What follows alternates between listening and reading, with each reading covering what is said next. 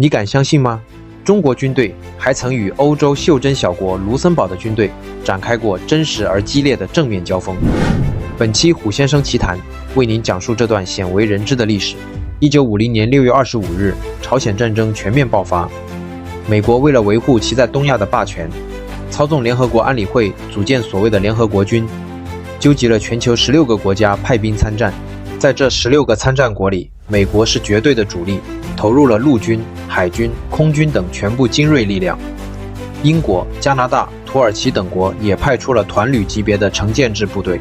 而剩下的大多是象征性出兵的欧洲小国，卢森堡便是其中最特殊的一个。彼时的卢森堡全国人口仅有几十万，相当于中国一个县，国土狭小，略大于深圳，没有足够的军事力量。在整个联合国军阵营中，它的参战兵力堪称最少。从1950年决定参战到战争期间，卢森堡前后分2批，总共派出了166名官兵，第一批仅44人。卢森堡当时全国正规军仅约550人，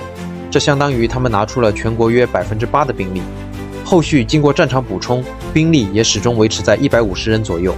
这支微型军队并没有独立的作战编制，而是直接编入比利时营，共同组成比卢联军，先后隶属于美军第1骑兵师、第24步兵师、第25步兵师，成为联合国军西线防线的辅助力量。很多人会疑惑，卢森堡作为一个欧洲弹丸小国，远在大西洋彼岸，为何要不远万里奔赴朝鲜战场，参与这场与本国毫无关联的战争？究其原因，无非是战后的生存焦虑与政治站队。二战期间，卢森堡曾被纳粹德国迅速占领，毫无抵抗之力。漫长的占领让这个小国深知自身缺乏战略纵深、军事实力薄弱的短板，战后始终被强烈的不安全感笼罩。1949年北约成立，卢森堡成为创始成员国，而朝鲜战争爆发后，美国将其定义为共产主义阵营的扩张，号召北约各国共同出兵。对于卢森堡而言，参战并非出于对战争的认同，而是向美国递交投名状，牢牢抱紧美国和北约的大腿，依靠集体安全体系保障本国的生存。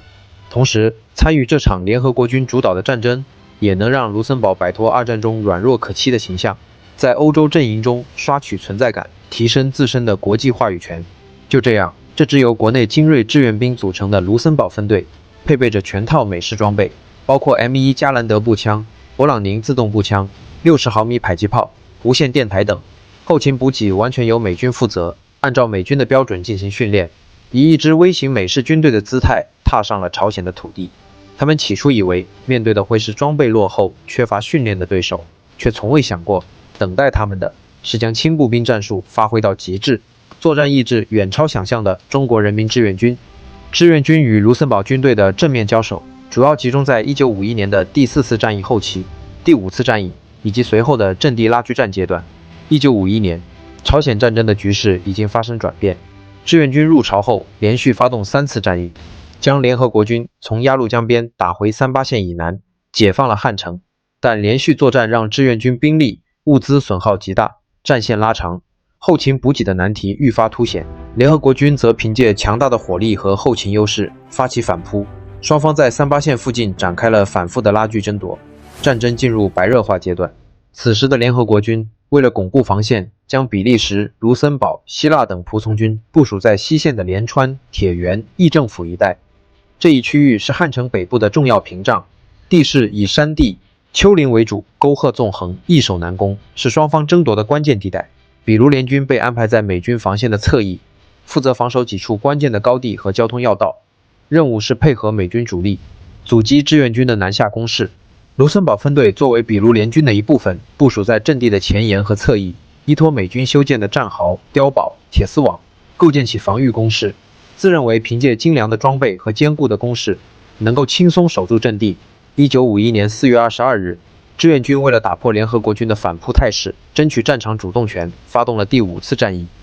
这是抗美援朝战争中规模最大的一次战役。志愿军集中3个兵团的兵力，向联合国军全线发起进攻。西线战场是此次战役的主攻方向，志愿军第19兵团、第9兵团协同作战，目标突破联合国军西线防线，直逼汉城。而比卢联军驻守的阵地恰好位于志愿军西线主攻部队的进攻路线上，志愿军与卢森堡军队的首次大规模正面交锋就此拉开序幕。当时负责进攻比卢联军阵地的是志愿军第63军的一支部队，这支部队自入朝以来，历经多次血战，有着丰富的山地作战和攻坚作战经验。在发起进攻前，志愿军侦察兵早已摸清了对方的阵地部署，得知驻守阵地的是比利时和卢森堡的联合部队，兵力不多，装备虽好，但作战经验远不如美军，且士兵的战斗意志薄弱。不同于美军的狂轰滥炸战术，志愿军依旧采用最擅长的夜战、近战、迂回、穿插战术，避开对方的火力锋芒，打对手一个措手不及。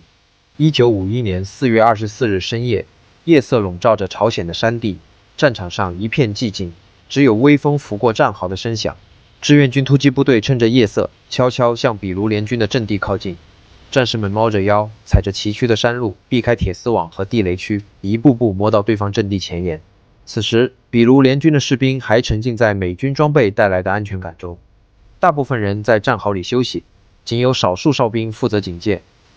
他们根本没有料到志愿军会在深夜发起突袭，更没有想到志愿军能在毫无重火力掩护的情况下摸到距离阵地如此近的地方。凌晨时分，随着指挥员一声令下，志愿军战士们瞬间发起冲锋，嘹亮的冲锋号响彻山谷，战士们端着步枪，握着刺刀，如同猛虎下山一般冲向对方阵地。突如其来的进攻让比卢联军瞬间陷入混乱，哨兵的警报声还未传开，志愿军已经突破了第一道防线。卢森堡分队的士兵从未见过这样的作战方式，他们习惯了美军依靠炮火覆盖、飞机轰炸的打法，面对志愿军近距离的冲锋和白刃战，瞬间慌了手脚。有的士兵慌忙拿起武器射击，却因为慌乱根本无法瞄准；有的士兵被志愿军的冲锋气势吓破了胆，躲在战壕里不敢露头，甚至出现了擅自逃离阵地的情况。战斗打响后，志愿军战士们分工明确，爆破手率先摧毁对方的碉堡和火力点，步兵则紧随其后，与敌人展开近战。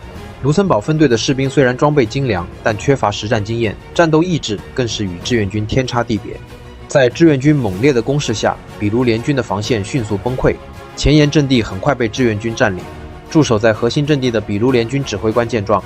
急忙向美军指挥部请求炮火支援，同时组织剩余兵力发起反扑，试图夺回丢失的阵地。美军随即派出炮兵向志愿军占领的阵地倾泻炮弹，密集的炮火覆盖了整个山头，泥土、石块被炸得四处飞溅。志愿军战士们依托刚刚占领的战壕和工事，顽强抵抗，一边躲避炮火，一边阻击敌人的反扑。面对比卢联军的反扑，志愿军战士们毫不畏惧，凭借顽强的战斗意志和灵活的战术，一次次打退敌人的进攻。在近战中，志愿军战士的刺刀术发挥了巨大作用。卢森堡士兵根本不敢与志愿军进行白刃交锋，往往是一接触就溃退下来。战斗持续了近3个小时，天色渐渐微亮，比卢联军伤亡惨重，卢森堡分队更是损失了10余名士兵。指挥官眼看阵地守不住，再抵抗下去只会全军覆没，无奈之下，只能下令放弃阵地，向后方美军阵地撤退。志愿军成功占领了比卢联军驻守的全部高地，圆满完成了阻击和突破任务，为西线主力部队的南下打开了通道。此次交锋只是志愿军与卢森堡军队的第一次交手。在第5次战役的第2阶段以及后续的阵地拉锯战中，双方又多次在西线战场遭遇。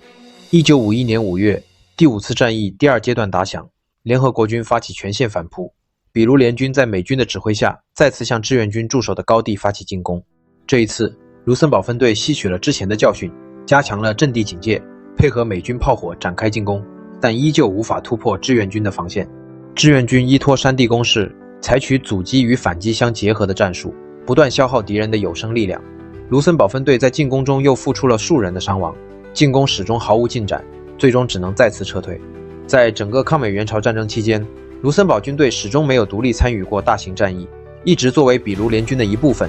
配合美军执行防守和小规模进攻任务。由于兵力极少且战斗力薄弱，卢森堡分队在战场上始终处于边缘位置，既没有立下所谓的战功，也没有起到关键作用，